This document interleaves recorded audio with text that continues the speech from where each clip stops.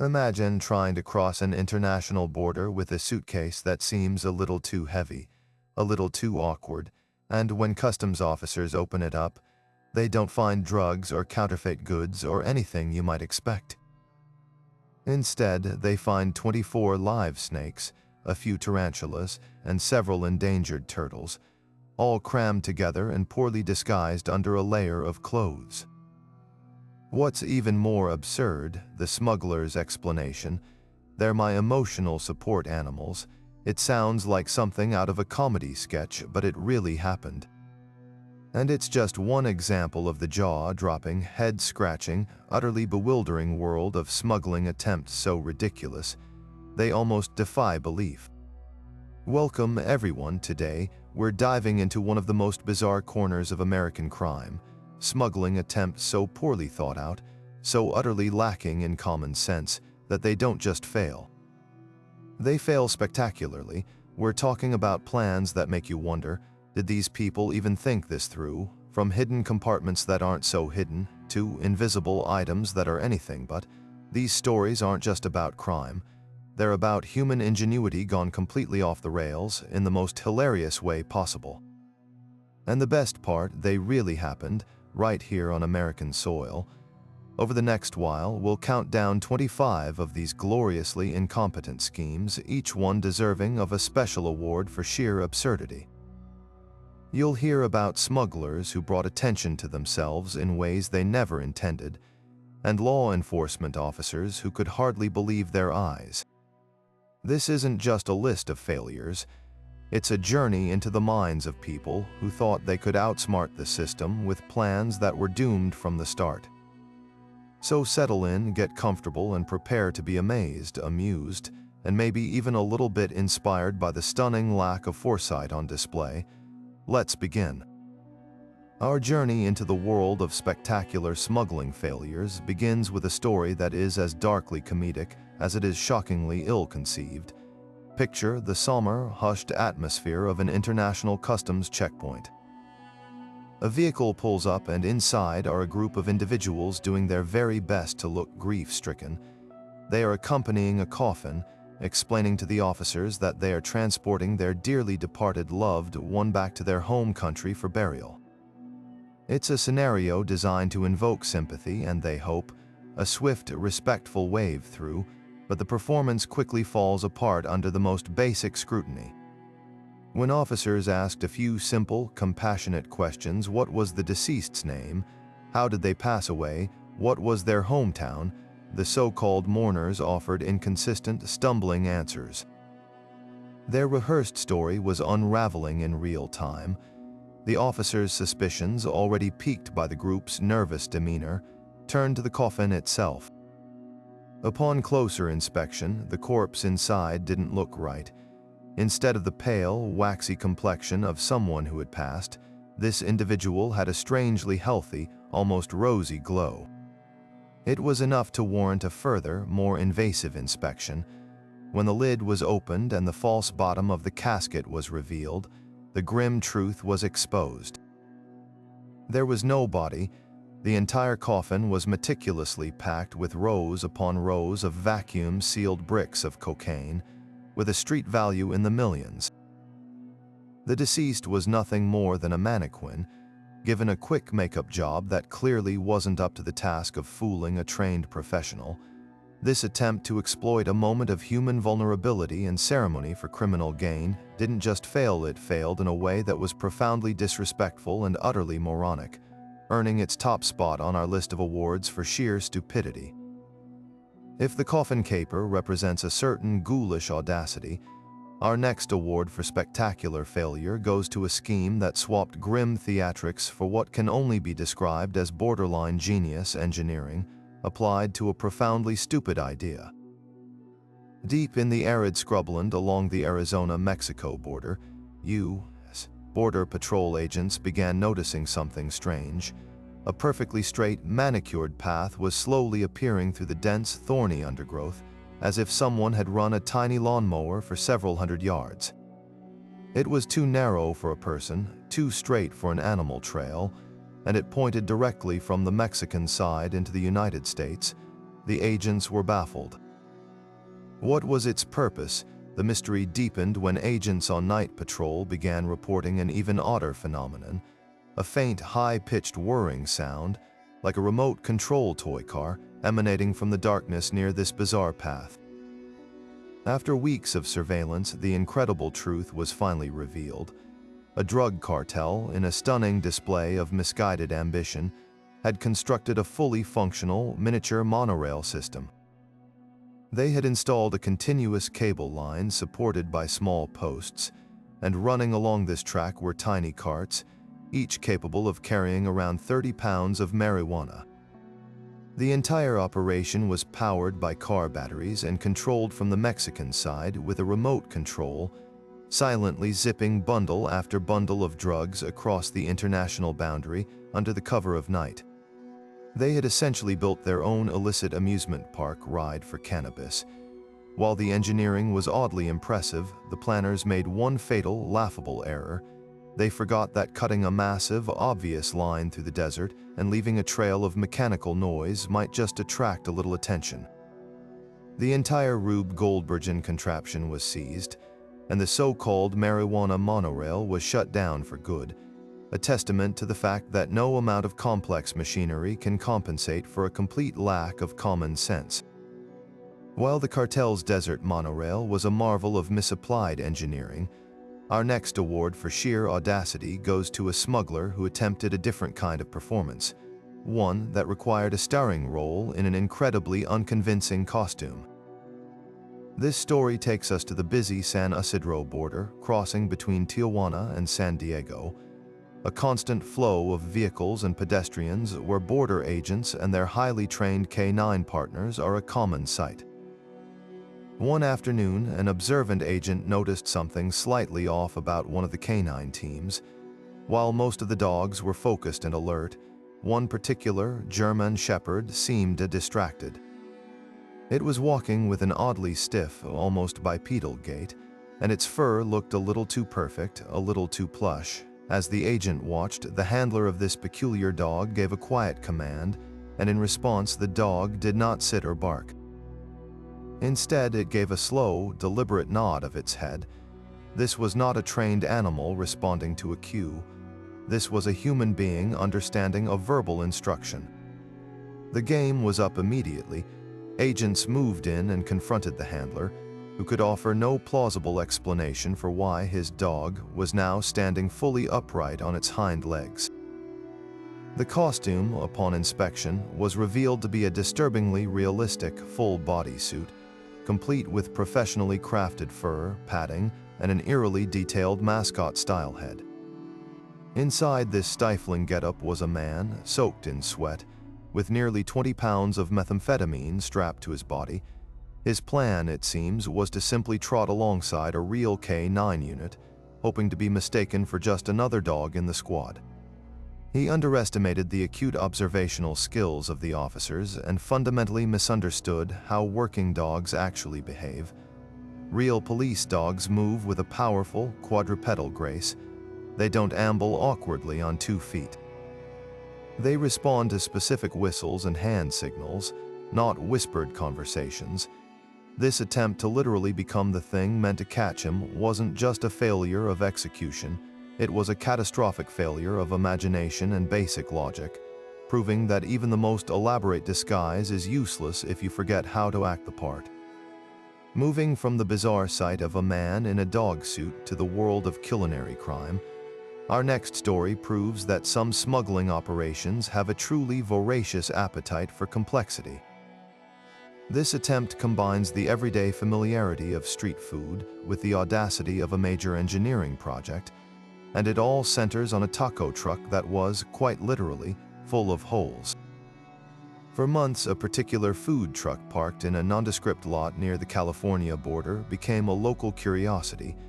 It had all the hallmarks of an authentic operation, a colorful menu painted on the side, a serving window, even the distant but tantalizing smell of grilling meat and spices that would waft through the neighborhood.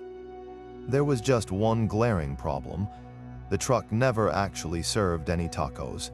Customers who approached were consistently turned away with a series of increasingly flimsy excuses. The grill was broken, the supplies hadn't been delivered, they were closed for a private event, the list went on and on. People who had been eagerly anticipating a quick lunch were instead met with gruff, nervous employees who seemed far more interested in who was watching than in taking an order. This complete lack of interest in commerce finally tipped off a suspicious local, who reported the seemingly broken-down business to authorities. When police and border patrol agents arrived to investigate, they quickly realized the truck itself was the ultimate decoy. It was anchored to the ground, its tires sunken into the dirt, and a quick inspection revealed its true purpose. The entire undercarriage had been modified, leading directly to a hidden hatch in the floor that opened to a breathtaking sight, a fully excavated tunnel descending deep into the earth. This was no crude hole in the ground. It was a professional-grade subterranean passageway, stretching for nearly a quarter of a mile from the Mexican side of the border. It was shored up with wooden supports, equipped with electrical wiring for lighting, and even featured a complex ventilation system to pump fresh air through the narrow corridor. The taco truck was the perfect above-ground disguise, providing cover for the constant comings and goings of people and the removal of dirt, all under the assumed guise of a busy food service operation.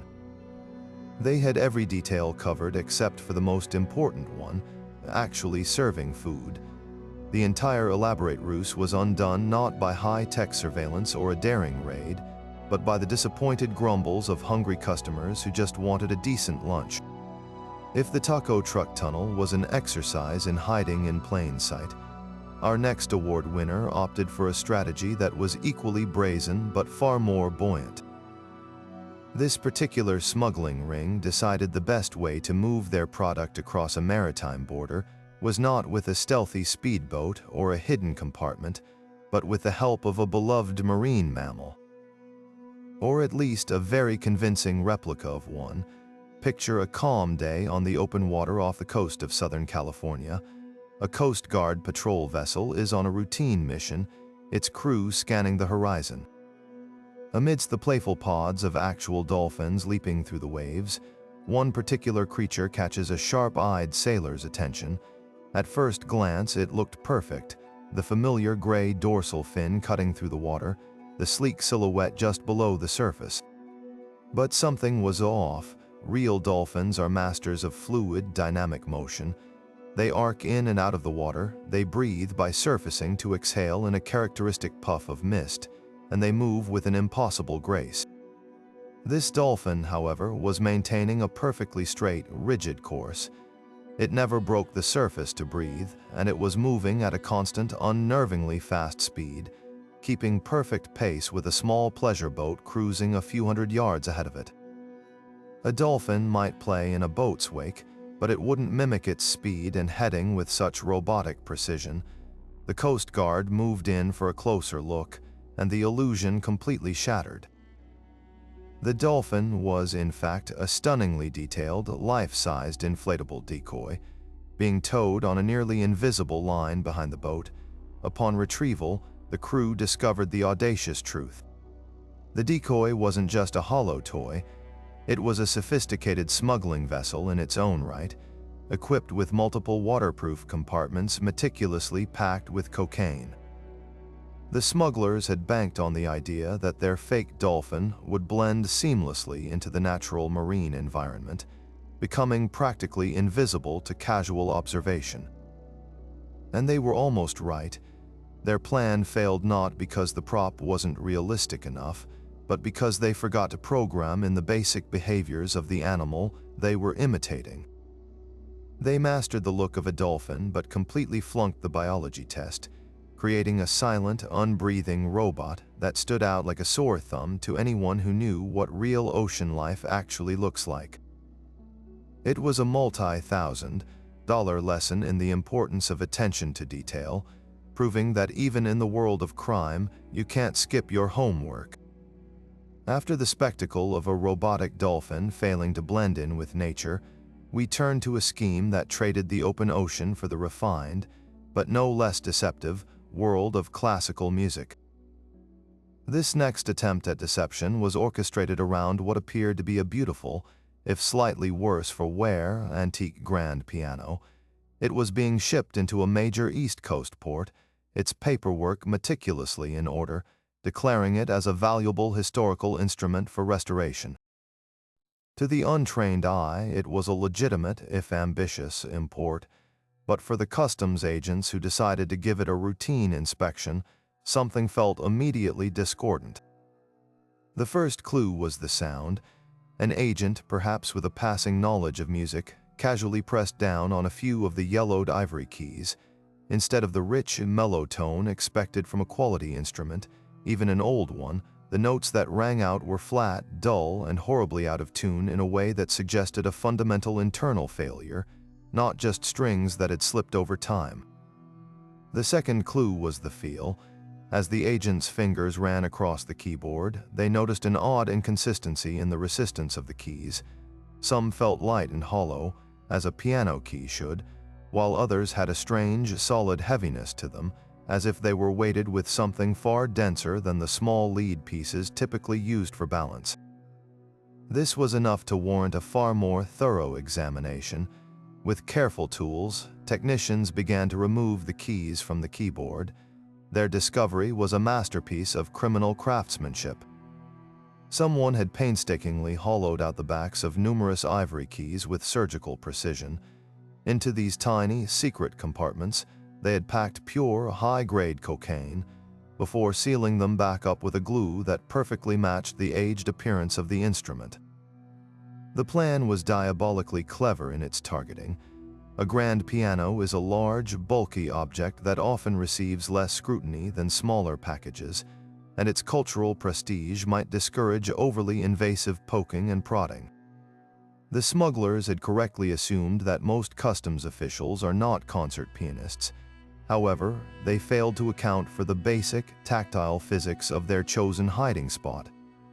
You can replace the weight in a piano key, but you cannot replicate the precise balance and response that centuries of instrument design have perfected. Their undoing wasn't a sniffer dog or an informant, but their own fundamental disrespect for the instrument itself, creating a cacophony of clues that even a casual observer couldn't ignore.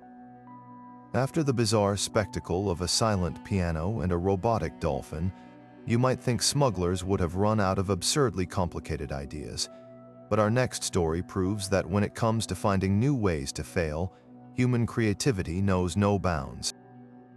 This particular scheme didn't just think outside the box, it tried to float right over it, turning to a technology most of us associate with birthday parties and parades, the humble balloon. But these weren't your average party balloons. A smuggling syndicate operating along the southwestern border devised what they believed was a stroke of genius, a way to effortlessly bypass billions of dollars worth of fencing, sensors, and patrols by simply taking to the skies. Their tool of choice was the large, durable weather balloon, capable of carrying significant weight high into the air. Their plan was as elaborate as it was audacious.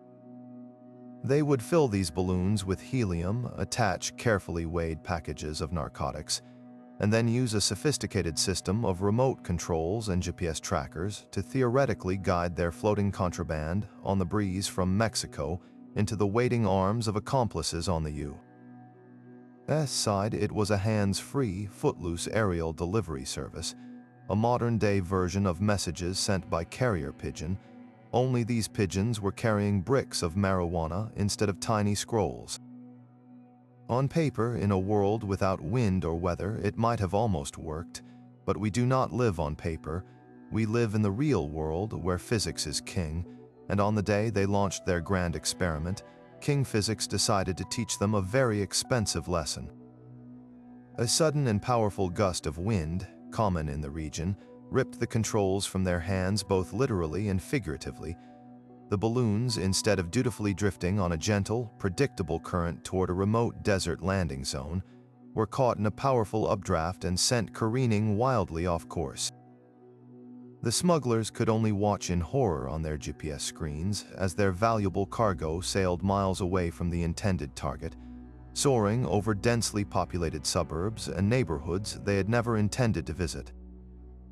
The grand finale of this failed mission came not with a bust by border agents, but with the confused reports of homeowners calling their local police departments. Residents were finding these strange, deflated balloons lying in their driveways, tangled in their trees, or even deposited neatly onto their patios, with clearly visible packages of drugs still attached. One particularly unlucky smuggler's multi-million-dollar investment landed directly in the backyard of an off-duty police officer, who was understandably surprised to have his barbecue interrupted by a delivery of illegal narcotics from the sky. The plan's catastrophic failure was a perfect storm of arrogance and poor planning, proving that no amount of high-tech remote guidance can outsmart the fundamental unpredictability of nature. Shifting from the chaotic skies of wayward balloons to a far more intimate and personal deception, our next award for a smuggling attempt gone hilariously wrong takes us to one of the most emotionally charged settings imaginable, the border crossing line reserved for families and expectant mothers. Here, a scheme was devised that relied not on complex machinery or elaborate tunnels, but on one of the most fundamental human conditions, pregnancy. For a time, it seemed like the perfect cover. What could be more innocuous, more likely to elicit a polite, expedited wave-through from even the most diligent customs officer than a very pregnant woman seemingly on the verge of giving birth? The smugglers invested heavily in the props for this particular ruse, commissioning custom-made prosthetic pregnancy bellies that were, by all accounts, masterpieces of silicone and latex craftsmanship. These weren't simple pillows strapped to the stomach. They were high-fidelity replicas, complete with realistic skin texture, weight, and even subtle veining. The most advanced models, in a truly bewildering commitment to the con, were equipped with tiny, battery-powered movement sensors designed to mimic the random, fluttering kicks of an actual fetus. Theoretically, even a gentle pat on the belly from a suspicious agent would be met with a convincing little nudge from within. It was a deeply cynical, yet technologically impressive, attempt to exploit human empathy for criminal gain. For a while it worked, but the entire operation began to unravel due to a complete failure in the most critical aspect of any undercover operation, the performance. One particular woman, chosen to play the part of a mother-to-be, arrived at a California border checkpoint looking every bit the part of a woman in her third trimester. The belly was flawless, her posture was perfect, and she even wore the tired expression of someone carrying a great weight. Her accomplices, however, had failed to give her the script. As she waited in line, she casually lit a cigarette and took a long drag. A few minutes later, she pulled a large thermos from her bag and began sipping from it, the strong, unmistakable scent of a tequila-heavy margarita wafting through the air. The juxtaposition was so utterly jarring that it instantly drew the attention of every officer in the vicinity. Here was a woman who, by all appearances, was mere days away from delivering a newborn, publicly engaging in two activities that are universally understood to be profoundly dangerous for an unborn child. The cognitive dissonance was simply too much to ignore. Officers approached her for a routine question, and her story fell apart in seconds. A closer inspection revealed the incredibly realistic prosthetic, and the clever movement sensors were rendered completely useless by the actor's total inability to act the part. Her lack of basic prenatal knowledge betrayed a scheme that was technologically sophisticated but humanly stupid, proving that the most advanced gadgetry in the world is worthless without a fundamental understanding of basic human behavior. Switching gears from high-tech silicone bellies to an attempt at agricultural subterfuge, our next story involves a scheme that was almost brilliant in its simplicity, if only the perpetrators had done their botanical homework. This particular award for failure goes to a group who thought they could hide an entire forest in plain sight by simply giving it a different name. In the wake of certain legal changes, a new market emerged for industrial hemp, a cousin of the marijuana plant that is legal to grow and transport because it contains only trace amounts of THC, the psychoactive compound that gives marijuana its kick. To the untrained eye, the two plants look nearly identical. Seeing a golden opportunity, a smuggling ring hatched a plan. They would acquire a massive shipment of high-grade, very illegal marijuana and simply relabel it as legal industrial hemp. They printed up convincing, official-looking paperwork, purchased legitimate hemp shipping manifests to use as templates, and loaded thousands of pounds of their product onto a fleet of trucks. On paper, it was a flawless plan, a perfect exploitation of a brand new legal loophole. They were no longer smugglers, they were just another agricultural transport company moving a legal crop across state lines.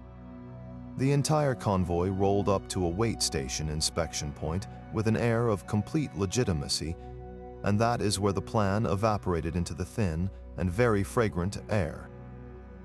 The first inspector to approach the lead truck immediately noticed a powerful, skunky, and unmistakable odor wafting from within the trailer. This was not the mild, grassy scent of industrial hemp. This was the pungent, eye-watering aroma of top-shelf cannabis, the kind that announces its presence long before you ever see it. The smuggler's critical error was one of basic botany and chemistry. They had filled their trucks with known, highly aromatic strains of marijuana like sour diesel or OG Kush, varieties specifically bred over decades to produce intense terpenes, the organic compounds responsible for that classic, powerful smell. Industrial hemp, by contrast, has been bred for fiber and seed. It possesses an entirely different, much fainter, and far less pungent olfactory profile. The difference is as stark as the smell of a ripe Limburger cheese versus a slice of white bread. The inspectors didn't even need to open the doors. A single pass by a trained K9 unit, whose nose is thousands of times more sensitive than a human's, confirmed the obvious. The dog immediately sat down, the universal sign for a hit, its tail wagging at the incredible cornucopia of scent it had discovered. The hemp paperwork was worthless in the face of such overwhelming aromatic evidence. This attempt to legally semantic their way past the law failed because they underestimated the most fundamental tool in a border agent's arsenal, the human nose, assisted by a canine partner. They tried to win the argument on a technicality, but lost it on the basic, smelly reality of what they were actually hauling. After the aromatic failure of the fake hemp shipment, we journey from the highways to the high seas for an award that celebrates perhaps the most ambitious engineering disaster on our list. This story takes us into the world of narco-submarines custom-built, makeshift vessels designed to slip beneath the waves and move drugs undetected across maritime borders. For decades, cartels have invested millions into these crude, but often effective underwater crafts, which are typically built in remote jungle shipyards. The vessel in question, however, was less a triumph of clandestine engineering and more a floating monument to catastrophic oversight. Constructed from a bizarre amalgamation of spare parts, repurposed truck engines, industrial piping, and fiberglass hulls often scavenged from old fishing boats, this particular sub was a testament to raw ambition. The builders had seemingly thought of everything needed to make it a functional underwater vehicle: a waterproof hull, a propeller, and even a periscope fashioned from a collection of mirrors and PVC pipe. They had, however, completely forgotten to install one of the most critical systems for any vessel that hopes to travel beneath the surface: ballast tanks and the controls to manage buoyancy. A submarine, by its very definition, must be able to submerge. This one could not. On its maiden voyage, packed to the rivets with cocaine, the craft was launched from a hidden inlet. Instead of slipping silently beneath the waves as intended, it bobbed awkwardly on the surface like a giant, misplaced bathtub toy. The improvised engine, completely exposed and deafeningly loud, announced its presence to every Coast Guard patrol and fishing boat for miles. It was so conspicuously unsubmerged that a patrol plane spotted it almost immediately, noting the absurd sight of a vessel that looked like it was designed to go underwater stubbornly and very noisily refusing to do so. The crew inside, likely sweating in the airtight cabin, had no way to dive even if they had wanted to avoid detection.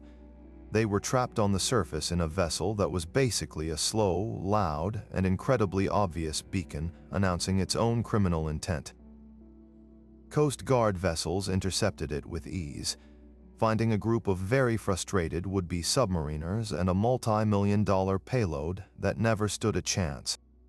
This attempt wasn't just a failure, it was a fundamental misunderstanding of the very concept of a submarine, proving that you can't just build a hollow boat and call it a day. If the narco-submarine represented a failure of fundamental engineering, our next winner highlights a catastrophic miscalculation of basic chemistry. This scheme involved a technique that was, in theory, quite clever, using clothing as a sponge. The idea was to dissolve pure cocaine into a liquid solution, thoroughly soak ordinary garments like blue jeans and t-shirts in this potent brew, and then allow the fabric to dry. The theory was that the cocaine molecules would bind to the fibers, becoming invisible to the naked eye and sniffer dogs. Once the clothing was safely across the border, accomplices would simply wash the garments in another chemical solution to reverse the process, extracting the pure cocaine from the wash water and leaving behind a perfectly normal, albeit probably unwearable, outfit. It was a plan that turned a wardrobe into a transport mechanism, and on paper it had a certain mad scientist appeal. The smugglers, however, were apparently overzealous in their laboratory work. In their quest to maximize profits on a single shipment, they prepared a solution of liquid cocaine that was astronomically, absurdly concentrated. They didn't just lightly mist the clothes, they drenched them, creating a textile casserole marinating in a powerful narcotic broth. When the shipment arrived at a border checkpoint, the first thing inspectors noticed was the smell. Instead of the benign scent of cotton or denim, the entire pallet of boxes emitted a powerful, acrid, chemical odor that was nothing like any clothing shipment they had ever encountered. The second clue was the texture. When an inspector pulled a pair of jeans from a box to examine it, it didn't fold or drape like fabric. It was rigid, crackling with stiffness, holding the exact shape it had been folded into, like a pair of pants carved from light cardboard. It was immediately clear this was no ordinary export of second-hand clothes. A simple field test confirmed their suspicions. The fabric tested positive for cocaine. But the real comedy of errors was in the smugglers' end goal. Even if this shipment had somehow made it through, the process of extracting the cocaine would have been a nightmare. The incredibly high concentration would have likely damaged the drug's purity during the reclamation process, and the amount of chemical solvent needed to wash it all out would have been immense, expensive, and just as suspicious as the original shipment. They had essentially created the world's most expensive and unwearable cardboard costume, a monument to the principle that sometimes, in crime as in life, you can have too much of a good thing. Leaving behind the chemical misadventures of the cardboard cocaine jeans, we arrive at a smuggling attempt that traded complex chemistry for straightforward, albeit dangerously optimistic, physics. High in the rugged mountains that form a natural barrier along the southwestern border, a smuggling ring devised a plan they believed was both simple and brilliant. Why risk crossing through heavily patrolled valleys or digging expensive tunnels when you could simply go over everything? Their tool of choice was the humble zip line, a contraption beloved by adventure tourists and summer camps everywhere. They scouted two remote mountain peaks, one in Mexico and one in the United States, that were separated by a deep, sheer canyon. Under the cover of darkness, they rigged a strong, nearly invisible cable between these 2 points, creating a direct aerial bridge across the international boundary hundreds of feet in the air. The system was ingeniously low-tech. On the Mexican side, operatives would attach packages of narcotics to a makeshift trolley and give them a hearty shove. Gravity would do the rest, silently whisking the cargo across the void at a thrilling speed to be quietly retrieved by waiting accomplices on the other side. For a short while it worked flawlessly. The system was quiet, efficient, and completely bypassed every ground-based sensor and patrol. It was the perfect crime, conducted on a literal wire. But as with so many of these operations, success bred overconfidence, and overconfidence bred a spectacularly poor decision. Emboldened by their early wins, the planners decided to maximize profits on a single run. Instead of sending across manageable, carefully weighted loads, they prepared a truly massive shipment, bundling together hundreds of pounds of product into one enormous, unwieldy payload. They attached this behemoth to the line and with a heave sent it on its way. For a few seconds the system held the cable, strained to its absolute limit, sung with a high-pitched whine under the incredible load.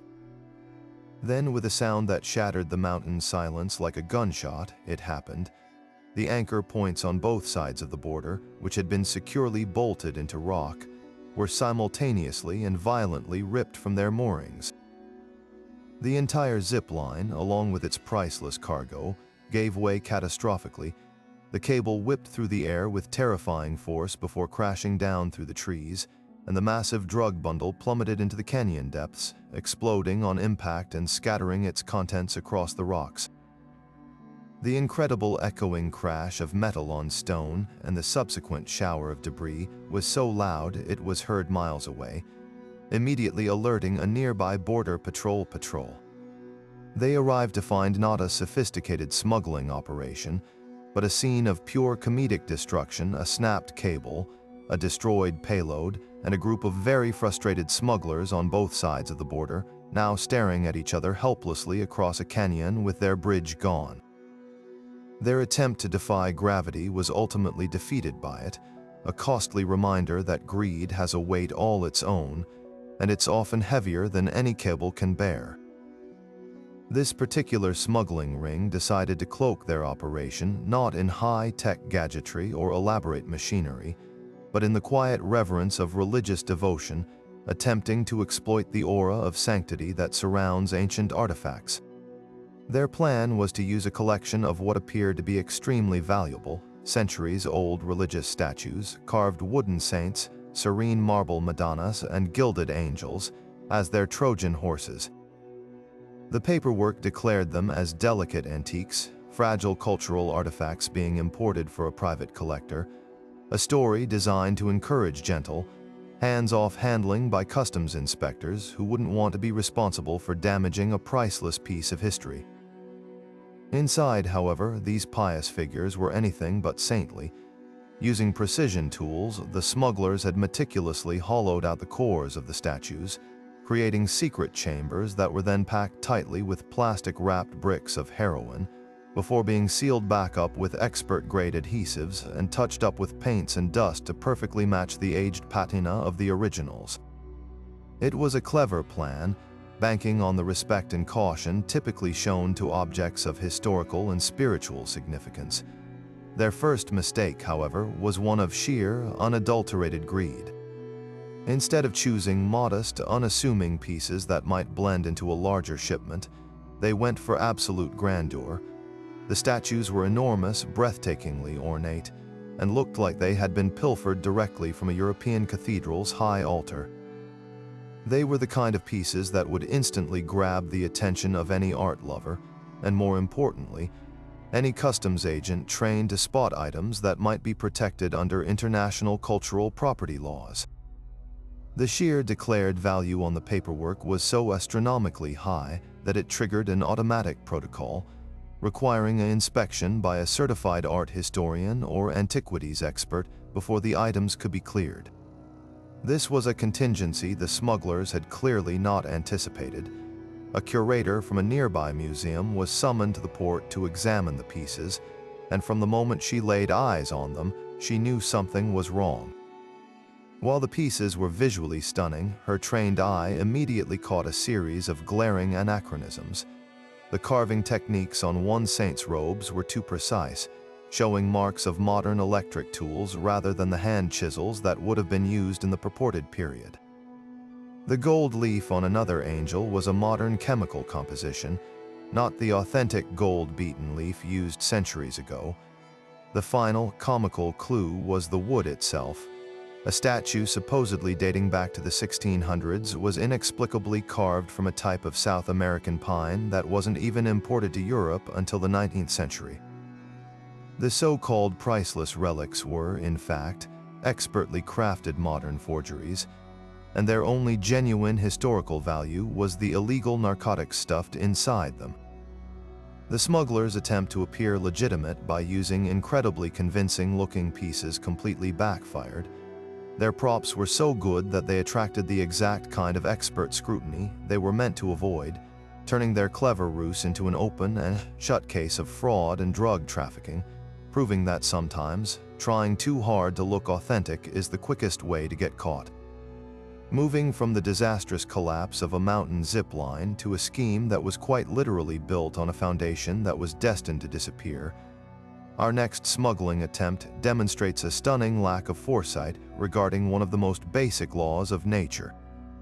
This particular operation was dreamed up by a group that fancied themselves not just criminals, but entrepreneurs, tapping into the lucrative market of luxury goods for the elite. Their product, what they marketed as artisanal glacier ice, harvested from pristine, remote alpine sources and sold at a premium to high-end bars and restaurants for use in exclusive cocktails. The concept itself was brilliant, preying on a culture willing to pay exorbitant amounts for perceived purity and novelty. The ice was shipped in large, heavy-duty coolers, each containing a single massive and remarkably clear block of ice. The paperwork was flawless, detailing the supposed source and the premium nature of the product. For all intents and purposes, it looked like a legitimate, if somewhat ridiculous, business venture. The critical flaw, of course, was the contents of the ice itself. These weren't just blocks of frozen water. They were blocks of frozen water with several pounds of pure methamphetamine suspended inside each one. The drugs had been carefully placed in molds before purified water was poured over them, and the entire thing was flash frozen, creating a perfectly transparent, seemingly solid prison for the narcotics. The theory was that the ice would act as a perfect disguise, making the drugs invisible to any visual inspection, and they hoped, confusing sniffer dogs whose noses might be thrown off by the intense cold and the scent of the plastic cooler. The plan began to unravel the moment the coolers left the climate-controlled warehouse. While they were insulated, they were not actively refrigerated, and the summer heat during the cross-country trucking journey began its slow, inexorable work. By the time the shipment arrived at a West Coast inspection facility for a routine check, the damage was already done.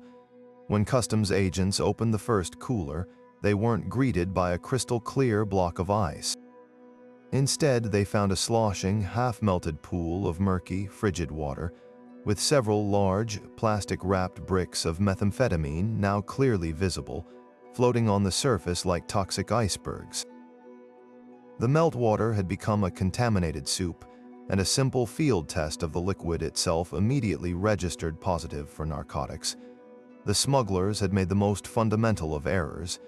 They built their entire operation on a substance whose defining characteristic is that it turns from a solid to a liquid at temperatures above 32 degrees Fahrenheit. They had placed their multi-million-dollar trust in a material that is famously temporary, betting against the sun, the weather, and the very principles of thermodynamics. Their attempt to be clever and upscale resulted in a shipment that was essentially a self-incriminating aquarium of their own criminality, a soggy, disastrous end to a plan that was doomed to dissolve from the very start. While hollowed-out religious statues traded on an aura of sanctity to avoid scrutiny, our next smuggling ring attempted to hide their product in plain sight by appealing to a completely different kind of reverence, a love of literature. This operation, which we'll call the book club scam, was built on a premise that was almost charming in its quaintness. In an age of digital media, who would look twice at a large, international shipment of physical books, the smugglers established a front company with a legitimate-sounding name, something like Global Readers Exchange, and their paperwork declared they were a subscription service shipping the latest bestsellers to eager bibliophiles around the world. The shipments contained dozens of hardcover books, all popular titles you'd see on any bestseller list, meticulously shrink-wrapped and ready for a reader's shelf. It was a brilliant cover story designed to paint the smugglers as harmless, perhaps even slightly nerdy entrepreneurs. Their fatal mistake, however, was a catastrophic failure in the most basic principles of publishing and weight distribution.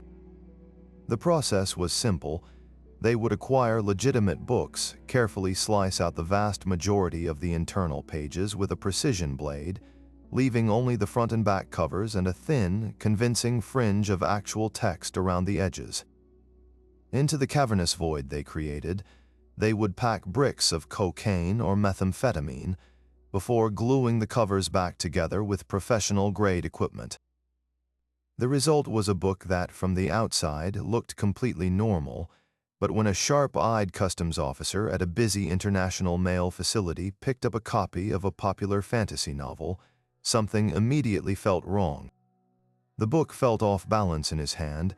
It was far too heavy for its size, with a dense, dead weight that felt more like a paperweight than a piece of literature. His curiosity piqued. He compared it to an identical copy from a separate, legitimate shipment. The difference was staggering.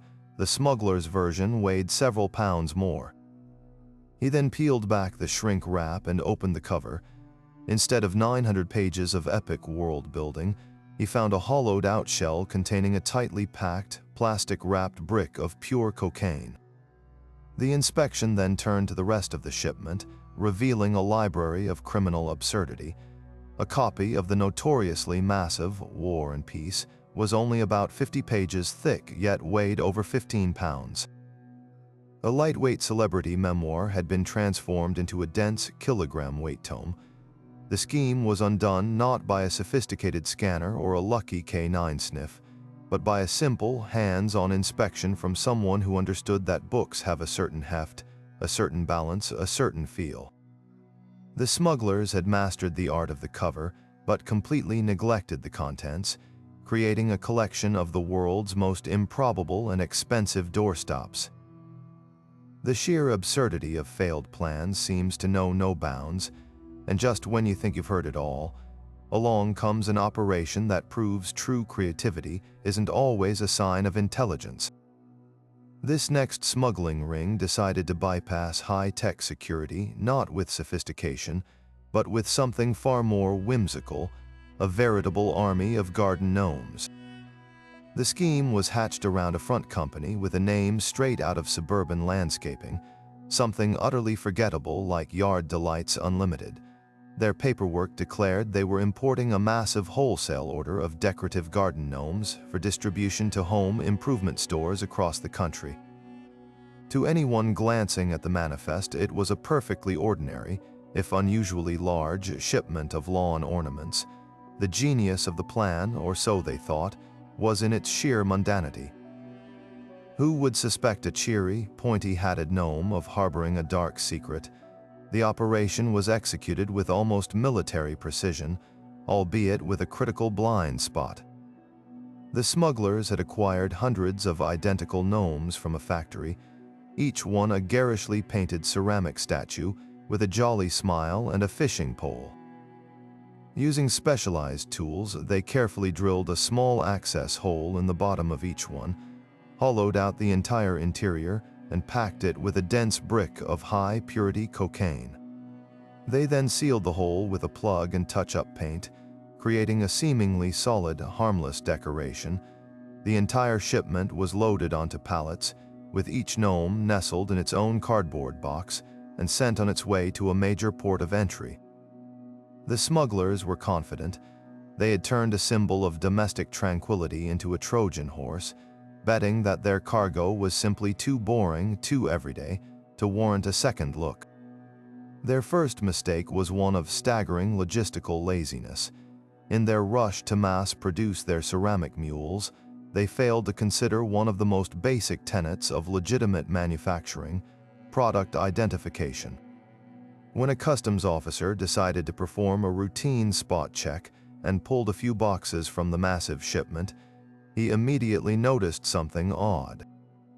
Every single gnome he looked at was completely identical, which wasn't in itself suspicious for a bulk order, but when he turned one over to check for a manufacturer's stamp, he found it. Each and every statue had the exact same serial number molded into its base. It was as if the entire shipment had been cloned from a single original. In the legitimate world of import and export, this is a huge red flag.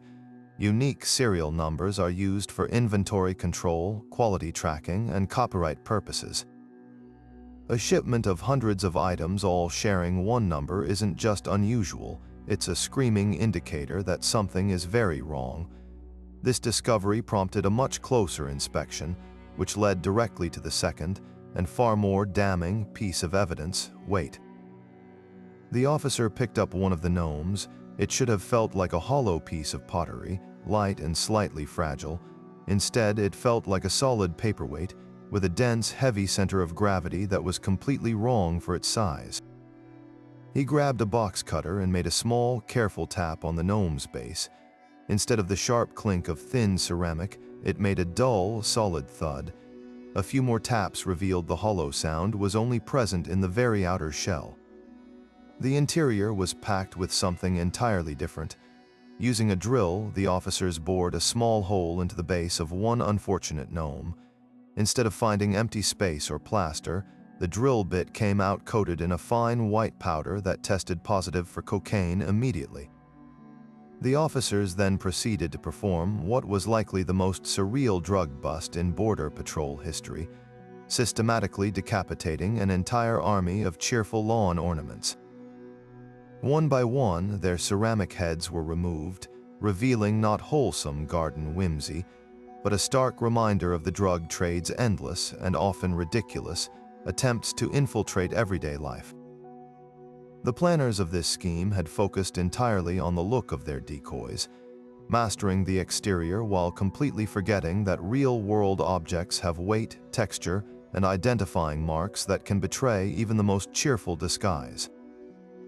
Following the saga of the self-destructing literary contraband, we arrive at a scheme that traded the quiet world of books for the far more pungent and perilous arena of international seafood importation. This operation, which we might call the Great Seafood Snafu, was a masterclass in solving one problem while creating another so catastrophically obvious that it defies belief. The plan itself was rooted in a certain twisted logic. A smuggling ring, looking for a new way to move product, set up a front company as a wholesale distributor of frozen fish. They would import large industrial shipping containers filled with pallets of frozen seafood shrimp, fish fillets, squid, all flash frozen and sealed in commercial-grade vacuum bags. The beauty of this cover was its mundanity. Thousands of such containers move through ports every day, and they are typically subjected to only the most cursory of inspections. The smugglers' innovation was to use the frozen blocks of seafood themselves as the hiding spot. They would take bricks of cocaine or heroin, seal them in waterproof plastic, and then embed these packages deep within the center of the frozen fish blocks before the entire pallet was shrink-wrapped and loaded into a refrigerated container known as a reefer. The theory was perfect. The intense, constant cold would mask the scent from drug-sniffing dogs, and the unappealing nature of handling thawing fish would discourage any inspector from doing a thorough, hands-on search. Their first critical error was one of over-engineering born from paranoia. Terrified that moisture from the melting fish might somehow seep through and contaminate their valuable product, they went to extreme lengths to protect it. They wrapped each drug brick not just in one, but in multiple layers of incredibly thick industrial-grade plastic vacuum sealing. They used materials designed for deep-sea exploration or chemical storage, virtually indestructible barriers that were completely impervious to water and air. They created what they believed were perfect, hermetically sealed little cocoons for their narcotics, and then nestled them safely inside the frozen aquatic surroundings. This is where the plan began to fatally unravel, a victim of basic physics. The smugglers understood that their drugs needed to be protected from the fish, but they failed to consider that the fish also needed to be protected from the outside environment, and more importantly, they completely misjudged how different materials conduct temperature. The entire system relied on the reefer container maintaining a constant deep freeze. However, the incredibly thick, non-porous plastic they used to wrap the drugs had a vastly different thermal property than the frozen fish surrounding it. The fish, being mostly water, is an excellent conductor of cold. The dense plastic, however, acted as a powerful insulator. Inside each block of frozen seafood, a tiny thermal war was being waged. The outer layers of fish remained rock solid, but the impermeable plastic package at the core was actually insulating the drugs from the very cold meant to preserve the entire block. As the container made its long journey, subjected to the vibrations of the ship and minor fluctuations in the cooling system, the consequences of this design flaw became apparent. The poorly conducted cold allowed the innermost layers of the fish block, immediately surrounding the plastic brick, to begin a very slow, partial thaw. This created a small amount of meltwater, which had nowhere to go. Meanwhile, the drugs inside their expensive, hermetically sealed fortress were perfectly preserved, but the ecosystem around them was collapsing. By the time the container arrived at port for inspection, many of the fish blocks had developed a serious problem. From the outside, they looked perfectly frozen. But inside, they were hosting a secret slushy reservoir of meltwater and slowly decomposing seafood. When a customs officer decided to open the container for a routine check, the first thing that hit him wasn't the sight, but the smell. Instead of the clean, briny odor of the sea, he was met with an overpowering, sour, and unmistakable stench of fish that had begun to spoil. Then he saw the evidence. Many of the plastic-wrapped pallets were stained with suspicious, yellowish liquid that had seeped out from within the blocks and pooled on the floor of the container. He picked up a seemingly solid block of frozen shrimp, and it felt strangely heavy and wet. Applying a little pressure, he was able to break it apart with his hands, revealing a soupy, foul-smelling core, and right in the middle, a perfectly dry, pristine brick of cocaine wrapped in its top of the line, completely useless armor. The very measures they took to protect their product had created the conditions for its discovery. The drugs were safe and sound, but their delivery system was quite literally rotting around them, sending up a scented flare that guided authorities directly to the scene of the crime. It was a stunning failure that proved you can invest in the best packaging in the world, but if you don't understand the science of what you're packaging, you're just creating a very expensive and very smelly beacon of your own incompetence. After the rancid conclusion of the great seafood snafu, it's almost refreshing to encounter a smuggling attempt that went wrong not because of a scientific miscalculation, but because of a complete and total failure to do even the most basic research. This next story is a masterclass in confidence over competence, a performance so audaciously bold that it almost deserves a standing ovation for sheer nerve, even as it wins our award for most poorly prepared undercover operation.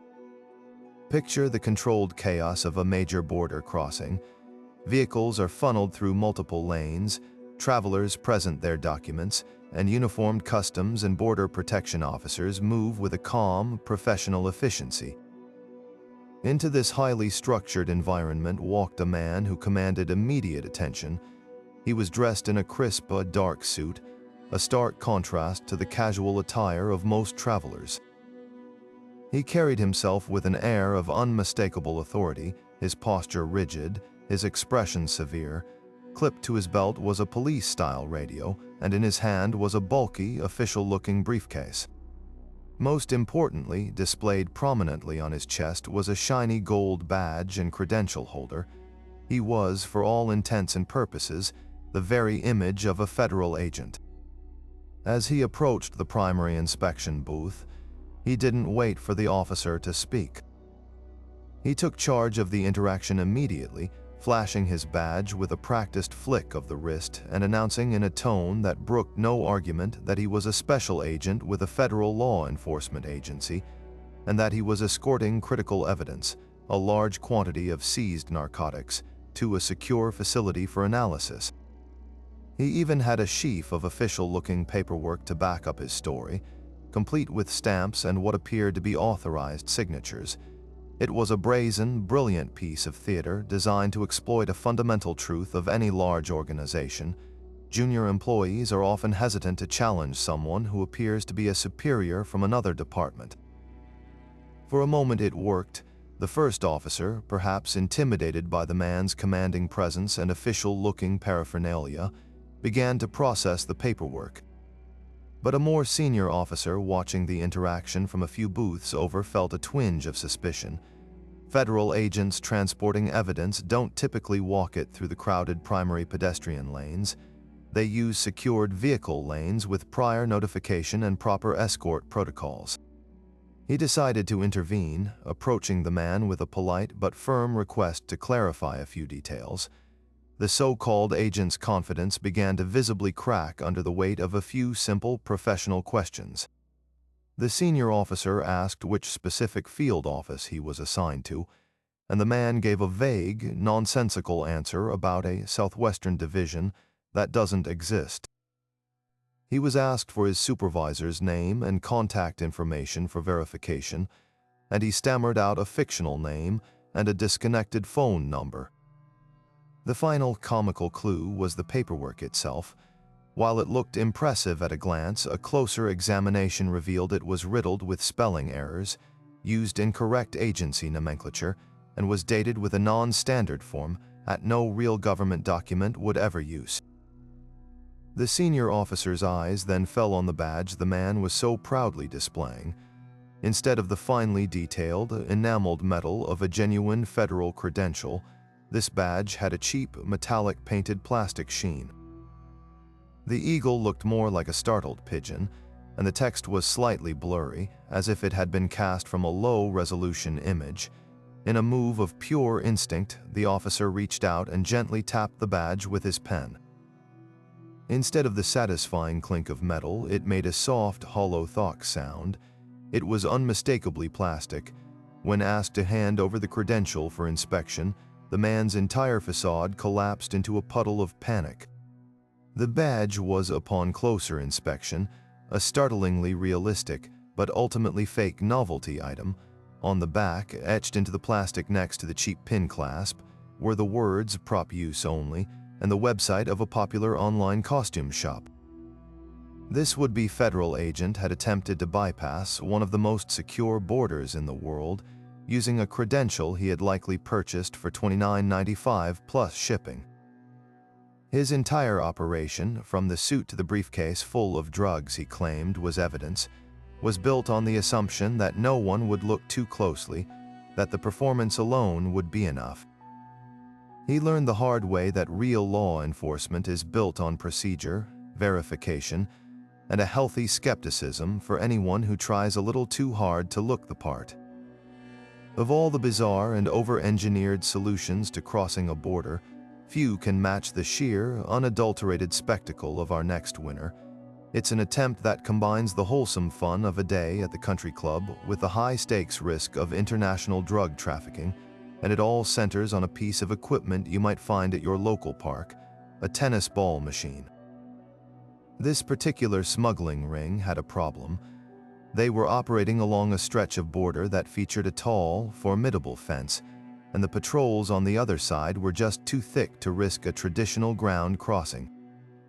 They needed a way to get their product from point A to point B without anyone actually having to make the journey themselves.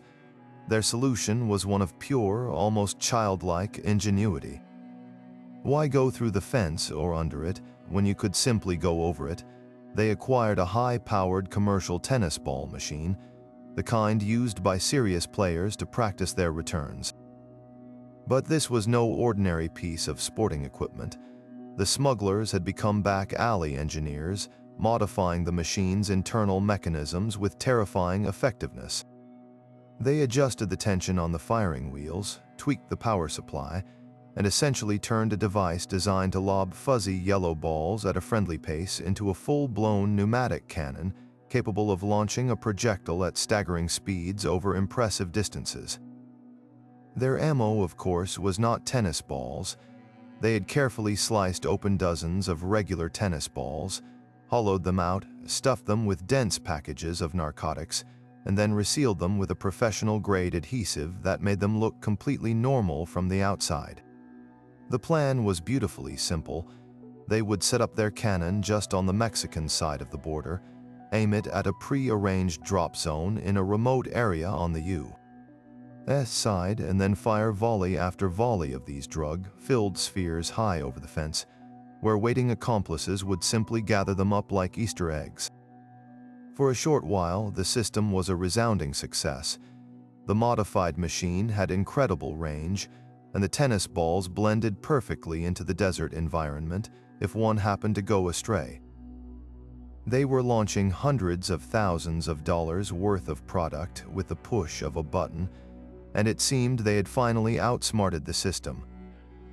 Their success, however, bred a level of carelessness that can only be described as epic.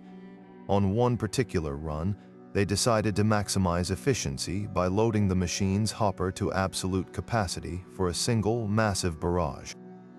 In their haste to get the job done, they failed to properly recalibrate the firing mechanism for this significantly heavier load. More crucially, and in a moment of staggering incompetence, they misjudged the wind conditions, which had picked up significantly that evening. They aimed, fired, and sent a tight cluster of drug-filled tennis balls soaring into the night sky, but instead of following the graceful, calculated arc that would land them softly in the waiting arms of their accomplices, the heavier load and strong crosswind sent the projectiles veering wildly off course. The balls flew higher and farther than intended, clearing the border fence with ease but then continuing on their errant path, descending not onto empty desert scrubland, but directly into the brightly lit, densely populated parking lot of a nearby U.S. border patrol station, and they didn't just land there, they arrived with the stinging velocity of a professional serve, right in the middle of the evening shift change. Agents leaving for the day and those just starting their tours were suddenly bombarded by a mysterious hail of bouncing, fuzzy yellow spheres ricocheting off their personal vehicles with loud, startling thuds. The scene was one of pure, surreal chaos. For a few moments it must have seemed like a bizarre sporting event had broken out in the government parking lot. Then curiosity overcame confusion. An agent picked up one of the balls and immediately noticed it felt wrong. It was far too heavy and didn't have the usual give. A quick slice with a pocket knife revealed the truth. The tennis ball was packed tight with pure cocaine. Within minutes, the entire parking lot was swarming with agents not as victims of the bombardment, but as evidence collectors, gathering up dozens of these failed missiles. The smugglers' high-tech, long-range delivery system had instead become an unwitting and incredibly accurate evidence delivery service, handing their entire shipment directly to the very people tasked with stopping them. It was a failure of planning, physics, and basic common sense, proving that even the most clever plan is useless if you can't bother to check the weather forecast. If the tennis ball cannon's misfire represented a spectacular failure of aim, our next smuggling ring attempted to circumvent the very concept of aim by operating in a realm they believed was above scrutiny entirely, the world of international diplomacy. This scheme, which we might call the diplomatic disaster, is a masterclass in the perils of building an entire criminal enterprise on a foundation of pure fiction. The plan was as audacious as it was simple, and it exploited one of the most sacrosanct rules in international law, the inviolability of the diplomatic pouch. According to long-standing treaties, these sealed containers are used by embassies to send official correspondence and materials between a country and its missions abroad, and they are exempt from search or seizure by customs authorities of any nation. It is a privilege built on mutual trust between governments, a cornerstone of global relations. The smugglers aim to hijack this unimpeachable privilege for their own ends. They acquired a fleet of expensive, official-looking luggage, the kind you might see accompanying a high-level state delegation. Each case was fitted with robust diplomatic locks and adorned with impressive-looking seals and official stamps. The contents were, of course, not state secrets but bricks of high-purity cocaine.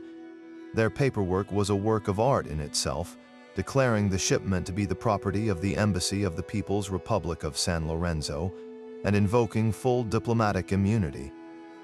The couriers they hired were dressed in impeccably tailored suits and coached to behave with an air of haughty, impatient authority, the kind that subtly daunts a low-level customs officer from asking too many questions. They rolled up to a major East Coast airport's customs clearance area and presented their documents, fully expecting a respectful nod and a wave through. The entire operation began to unravel not because of a sniffer dog or a nervous courier, but because of a customs supervisor's simple, professional curiosity. The name of the country, the People's Republic of San Lorenzo, rang a faint, distant bell in his mind, but he couldn't quite place it. It sounded vaguely Caribbean or perhaps South American, but it wasn't a nation he recognized from any current political atlas. Following standard protocol for verifying diplomatic credentials, he excused himself to an office to consult official databases and reference materials. A search through the State Department's master list of recognized sovereign nations and their diplomatic missions turned up nothing. A check of recent United Nations member rolls yielded no results. Growing more suspicious, the supervisor decided to broaden his search beyond government documents, typing the name into a public internet search engine. The results that flooded back were not listings for a government website or news articles about a new nation. Instead, the top results were all about a Hollywood film. The People's Republic of San Lorenzo was not a real country. It was the entirely fictional setting of the classic 1963 film It's a Mad, Mad, Mad, Mad World, a bankrupt banana republic that serves as the backdrop for a sprawling comedic chase. The smugglers had, either through breathtaking ignorance or a misguided attempt at humor, named their entire fake government after a location in a 60-year-old movie. They had essentially tried to claim diplomatic immunity for a shipment of drugs on behalf of a nation that existed only in the world of cinema. The customs officers returned to the inspection area, not with deference, but with disbelief. When they informed the so-called diplomatic couriers that their credentials were from a fictional movie country, the men's carefully rehearsed arrogance evaporated into pure, unadulterated confusion. The game was up. The diplomatic pouches were open to reveal their decidedly non-diplomatic contents. This attempt to cloak themselves in the mantle of international law failed because the planners neglected the most basic step of any good con, ensuring your backstory is grounded in reality and not in a late-night cable television movie marathon. Following the diplomatic fiasco built on a fictional nation, our next smuggling ring decided to anchor their scheme not in the world of film, but in the realm of classical literature, attempting to pull off a modern-day Trojan horse that was almost as audacious as the original. The story begins at a bustling port of entry, where a massive shipping container arrives from overseas. Its paperwork declares it contains a single item, a magnificent hand-carved wooden statue of a horse, described as a monumental piece of art from an emerging sculptor destined for display at a gallery. To anyone reading the manifest, it seemed like a legitimate, if unusually bulky, cultural import. The statue itself was a sight to behold, standing over 12 feet tall and intricately detailed, from the flowing mane to the muscular legs. It was an undeniably impressive piece of craftsmanship, or so it seemed. The first clue that something was amiss had nothing to do with the horse's appearance and everything to do with its practical reality. When dockworkers attempted to move the container with standard equipment, they found it was impossibly, immovably heavy. The sheer weight of the shipment was so far beyond the norm that it triggered a mandatory inspection for safety and customs valuation. The smugglers, in their attempt to make the horse look legitimate, had vastly overstated its weight on the paperwork, claiming it was carved from a single, incredibly dense block of exotic hardwood. In reality, the statue was so heavy because it wasn't a solid block of artisanal wood at all. The smugglers had constructed it from thick, cheap timber panels, and the immense weight came from what was hidden inside the hollow cavities they had created. The inspector's curiosity was now thoroughly piqued. They brought in a mobile X-ray scanner, the kind normally used to peer inside the walls of shipping containers. When they aimed the powerful machine at the equine sculpture, the image that appeared on the screen was not the solid, grainy shadow of carved wood. Instead, the inspectors saw a bizarre honeycomb pattern. The interior of the horse was a complex network of empty compartments and channels, a labyrinthine structure that looked more like industrial scaffolding than the interior of a statue. And packed tightly into each of those hollow spaces were dozens of perfectly rectangular, dense objects that showed up on the X-ray with the unmistakable opacity of packaged narcotics. The modern Trojan horse was, in fact, a meticulously crafted wooden storage unit on legs. The irony of the situation was almost too perfect. Just like the ancient Greeks who used a giant horse to sneak soldiers into the city of Troy, these smugglers had used a giant horse to try and sneak their contraband into the United States. And just like the Trojans who should have been suspicious of such an extravagant gift, the customs officials were immediately skeptical of a shipment that was as impractical as it was ostentatious. The planners of this scheme focused entirely on the grand, theatrical gesture of the trick, completely forgetting the practical questions it would raise. Why would a gallery spend a fortune shipping a statue of such monstrous weight and size? Why would a sculptor use such an impractical, dense wood that would make display a logistical nightmare? Their attempt to create a masterpiece of deception was undone by the most mundane of things, a weight ticket and a simple X-ray, proving that even the most classic of ruses needs to be updated for the modern age of physics and technology.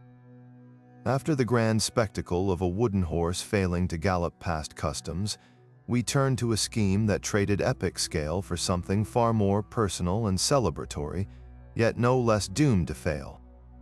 This next smuggling ring decided that the best way to move their product was to hide it in something almost everyone loves, a symbol of joy and indulgence, the birthday cake.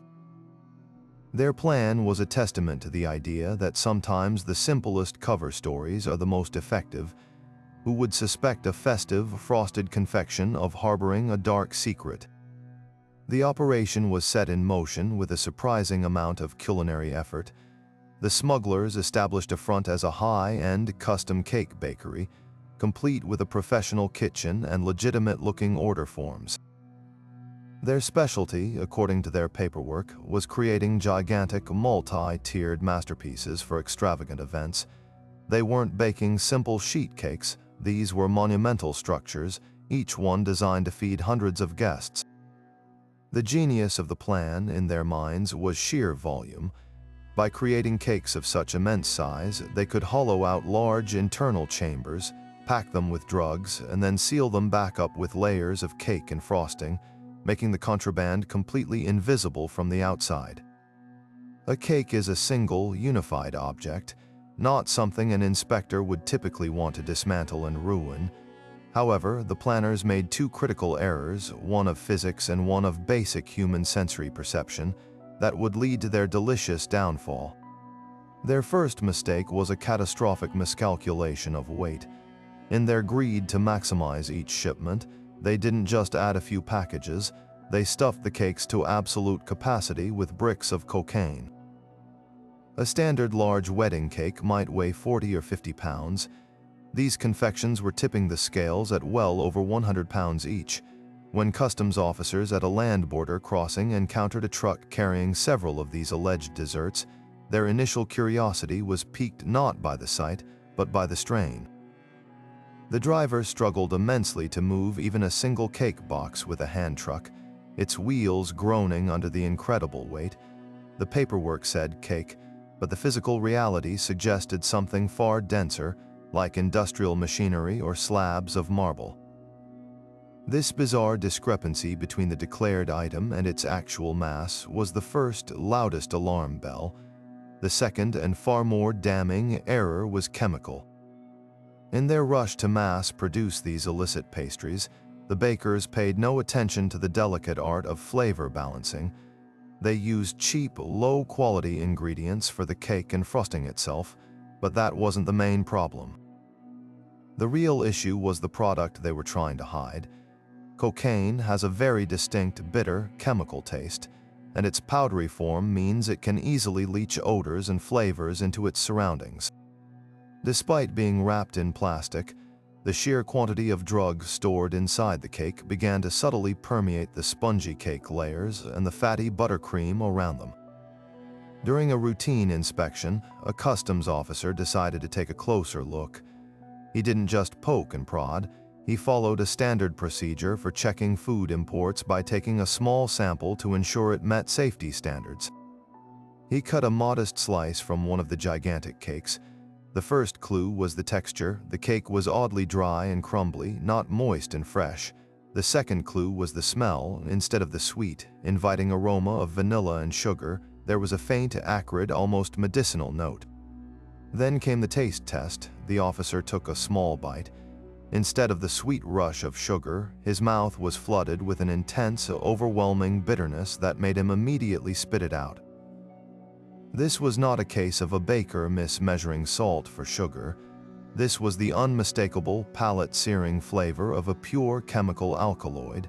A field test of the cake itself, not even the interior package, came back positive for cocaine.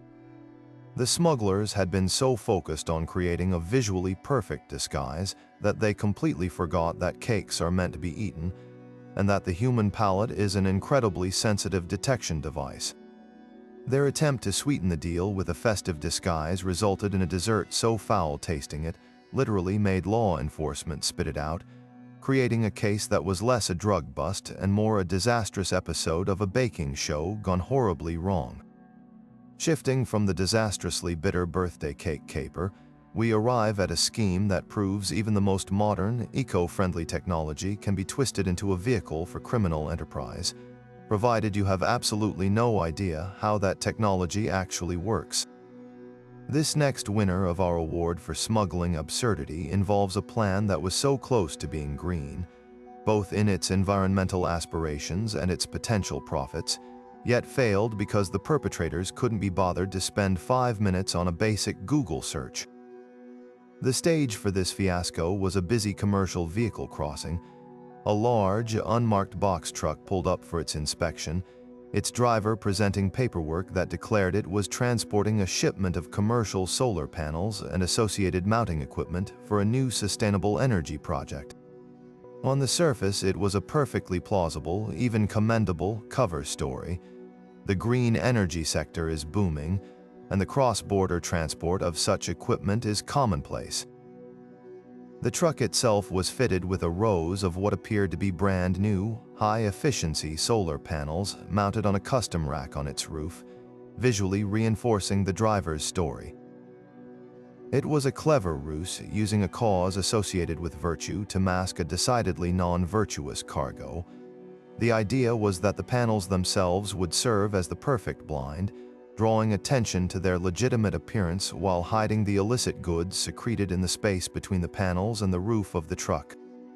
The smugglers had gone to considerable expense and effort. They had purchased actual, functioning solar panels.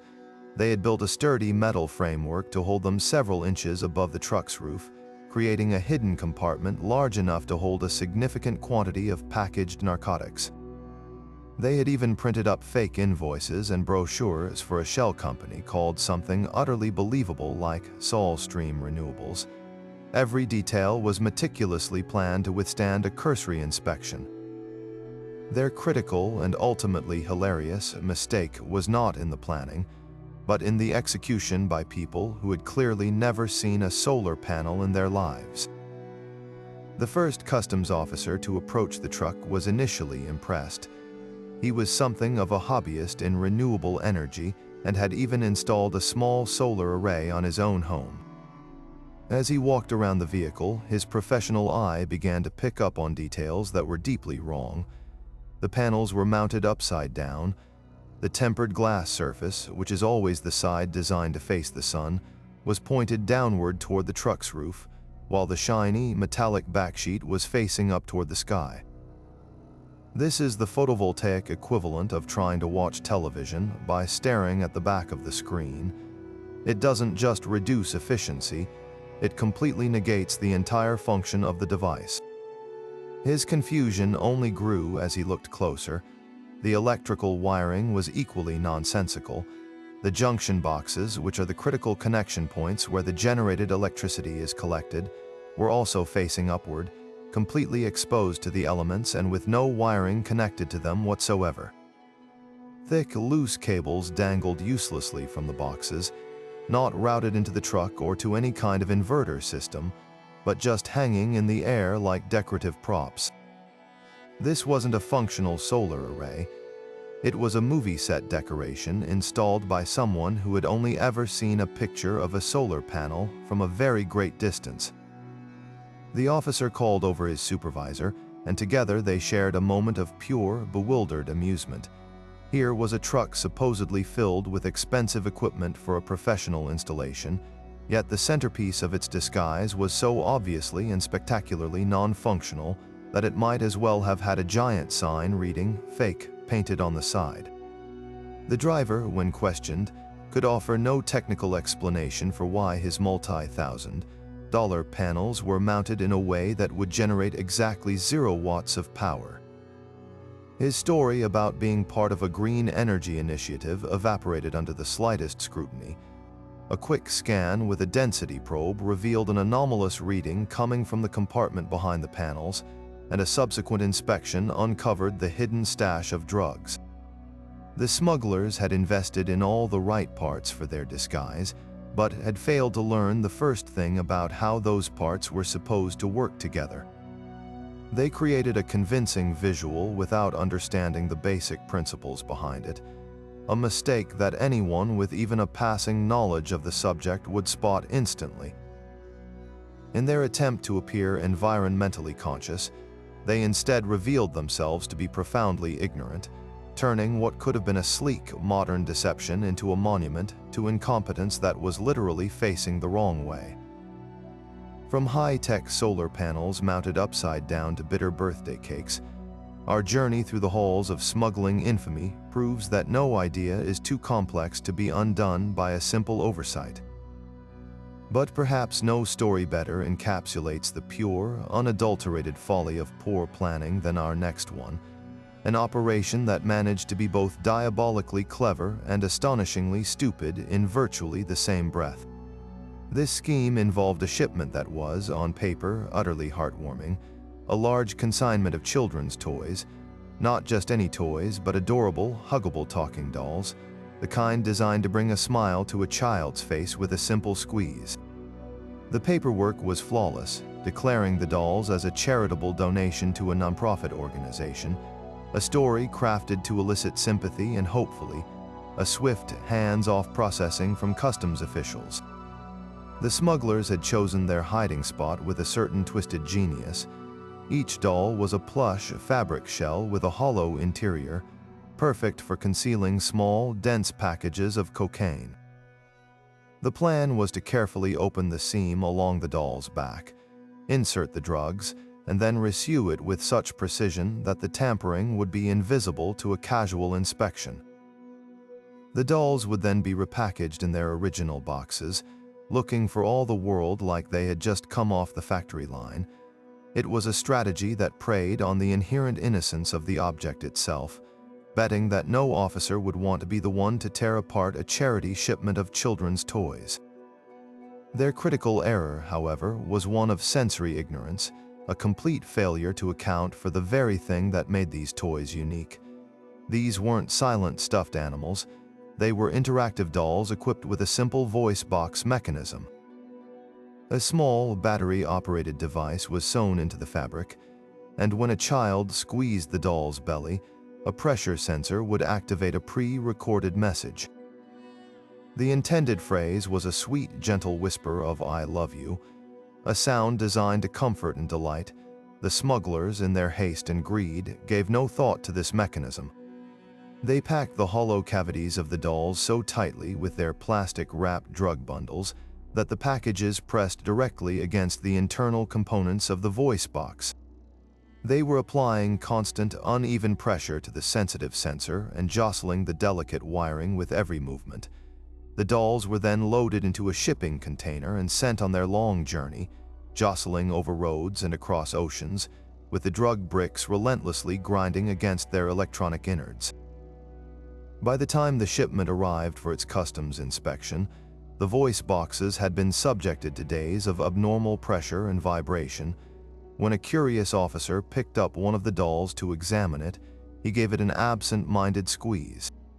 Instead of the expected wholesome declaration of affection, the doll emitted a horrifying, low-pitched grinding noise, like gears stripping, followed by a distorted, raspy whisper that sounded unmistakably like "want some blow." The officer, stunned, set the doll down and picked up another. This one, when squeezed, produced a series of erratic clicks and a sinister, hissed syllable that sounded like "yeah." A third doll simply vibrated ominously. It was as if the shipment had been possessed by a demonic force dedicated to hardcore partying. The smugglers had been so focused on the visual perfection of their disguise that they completely forgot that toys are meant to be interacted with. They turned a symbol of childhood innocence into a crew of malfunctioning, drug-peddling automata, creating a scene so bizarre and self-incriminating that it lessened the need for an investigation and felt more like a confession delivered by a chorus of corrupted puppets. After the unsettling spectacle of demonic toy dolls advertising their own contraband, it's almost a relief to turn to a scheme that at least involved living creatures, even if their treatment was anything but humane. This final entry into our hall of shame is a masterclass in compounding one terrible decision with another, escalating a simple smuggling operation into a multi-layered fiasco that managed to violate international drug laws, animal cruelty statutes, and endangered species treaties all in one go. The plan was as cruel as it was convoluted. Instead of hiding drugs in inanimate objects, this ring decided to use living, breathing animals as their mules. The theory was that the natural movements and biology of a live creature would be the ultimate disguise, throwing off even the most sensitive K9 units and making inspectors hesitant to conduct a search that might harm the animal. They acquired a collection of exotic reptiles, primarily large snakes like boas and pythons, and several species of monitor lizards. The process they used was horrifying. In a makeshift veterinary clinic, the animals were anesthetized. The smugglers would then perform crude, non-sterile surgeries, making small incisions into the animals' abdominal cavities and implanting small, condom-wrapped pellets of heroin or cocaine before sewing them back up. The plan was to transport the still sedated animals in standard reptile travel cases, declare them as part of a legitimate exotic pet breeding program, and then surgically remove the packages once they were safely across the border. It was a vile, inhumane practice that showed a complete disregard for the suffering of the creatures involved. Their first catastrophic error was one of poor zoological research. In their quest for animals large enough to carry a worthwhile payload, they didn't just choose any large reptiles. They specifically selected species that were highly prized in the international exotic pet trade, many of which were listed under the Convention on International Trade in Endangered Species, or CITES. This treaty strictly regulates the cross-border movement of threatened animals, requiring extensive, specific permits and documentation to prove they were bred in captivity and not taken from the wild. The smugglers focused solely on the size and hardiness of the animals, either didn't know or didn't care about their protected status. They forged what they thought were convincing CITES permits and health certificates, but the paperwork was riddled with errors, using incorrect scientific nomenclature and outdated permit numbers that wouldn't pass a basic check. The entire operation began to unravel at a secondary inspection station. A customs officer, seeing the declared value and the listed species, did exactly what protocol required. He called in a Fish and Wildlife Service inspector for a mandatory verification of the documents. The wildlife officer arrived and immediately noticed the paperwork was suspect, but the real giveaway wasn't the documents, it was the behavior of the animals themselves. These were creatures known for being relatively docile and curious when handled by experienced breeders. Instead, they were lethargic, unresponsive, and clearly in distress. One of the larger snakes was lying in an unnatural, rigid coil, refusing to move even when gently prodded. A monitor lizard, a species typically alert and active, was listless and had a noticeably distended abdomen. The wildlife inspector, whose entire career was dedicated to the well-being of animals, knew instantly that something was very wrong. This wasn't just the stress of travel, this was the sign of a serious medical issue. Insisting on a full veterinary examination for the clearly suffering animals, the inspector had a licensed reptile vet brought to the facility. The subsequent exam was both tragic and revealing. An X-ray of the listless lizard didn't show the normal skeletal structure and digestive tract of a healthy animal. Instead, the image revealed a cluster of faint, rounded shadows clustered in its abdomen, foreign objects that had no business being inside a living creature. The veterinarian gently palpated the snake's body and felt hard, lumpy masses beneath its skin that were completely inconsistent with recently eaten prey. The grim truth was uncovered. The animals were rushed into emergency surgery, not to remove contraband, but to save their lives. The smuggled pellets, combined with the unsanitary conditions of the implantation, had caused severe infections and internal bleeding. The wildlife officers and veterinarians worked to save the creatures, simultaneously collecting the evidence that would dismantle the entire smuggling ring. The planners of this scheme had been so focused on the mechanics of their brutal idea that they failed to account for the dedicated experts whose entire job is to protect these very animals. They didn't just attract the attention of narcotics officers, they brought in specialists who were even more observant and passionate, turning a drug bust into a wildlife rescue operation and proving that the most complex plans often fail by attracting the exact kind of scrutiny they were meant to avoid. And so, after this grand tour of 25 spectacularly ill-conceived operations, what overarching lessons can we possibly glean from a man in a dog suit, a submarine that couldn't submerge, and a birthday cake that tasted like a chemical spill? The pattern is almost too consistent to be believed. It wasn't a lack of resources or even a lack of creativity that doomed these schemes. In fact, many displayed a bizarre, Rube Goldbergian level of invention. No, the common thread weaving through every single one of these failures is a truly breathtaking level of overconfidence, paired with a catastrophic disregard for the most basic principles of planning. These weren't master criminals brought down by genius detectives. They were arrogant amateurs who essentially arrested themselves, tripping over their own hubris on the way to the border. Time and again, we see the same fundamental errors. There's the failure to understand the object of your disguise. You can't dress up as a federal agent with a plastic badge from a costume shop and not expect a real one to notice. You can't hollow out a piano key and expect it to feel right under a trained musician's fingers. You can't build a submarine and forget to install the mechanism that makes it go underwater. Then there's the failure to understand the environment. You can't fire a cannon full of drug-filled tennis balls without checking the wind, especially when you're aiming near a border patrol parking lot. You can't ship blocks of ice in a non-refrigerated truck and expect them to stay frozen. And perhaps most consistently, there's the failure of greed. The zip line snapped because it was overloaded. The fake hemp shipment reeked because it was too concentrated. The plan always called for just one more brick, one more package, one more balloon, pushing a fragile scheme past its breaking point and into the realm of pure, unadulterated farce. These attempts are so gloriously stupid that they simply demand recognition. They deserve their own awards ceremony, a celebration of failure so profound it borders on art.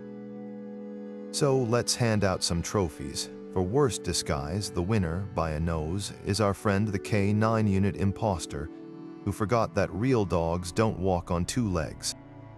The award for most obvious concealment has to go to the gentleman with the solid 100-pound birthday cake that tasted like bitter regret.